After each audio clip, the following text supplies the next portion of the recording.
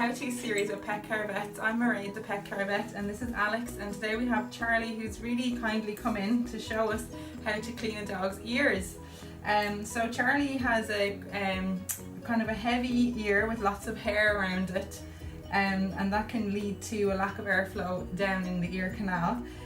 So quite commonly there's a yeast infection. So we have actually seen Charlie before and done a swab which showed, we checked in-house, and it's a lot of yeast, so he's a recurrent yeast infection, which is really common. So he needs to get his ears cleaned. A lot of dogs with ears of this shape need to get their ears cleaned regularly at home, so once or twice a week, sometimes every day when the growth is bad, and that should keep the yeast infection at bay. The ear wash is basically looks like water usually. There's a nozzle on it. It's not for sticking down the ear, it's for helping you to aim. So the first thing is, this part of the ear is called the pinna, and you just need to hold that back without stretching it. So just hold it on his head there, but don't pull it back like that, because that will flatten the ear canal. Now his ear canal will run from here to here, and then it has a very kind of almost 90 degrees, a little bit bigger than 90 degrees angle on it, where it runs into his head. So that corner there can be where yeast and everything pools, and you need to be able to get wash or any ear drops all the way down, and then all the way down to the bottom of the ear canal. So it's important to use enough, and it's complete false economy to be counting out drops and not putting enough in. You have to get enough to roll all the way down the ear canal. So when you're putting the wash in, you squeeze, usually with washes you squeeze the bottle to get it out. So you need to hold Charlie's head, not pulling his pinna, and just aim some wash in, okay? So I didn't put it down the ear canal at all. This is the important bit. You're going to rub his ear canal here and let his pinna go, so it flops around the place.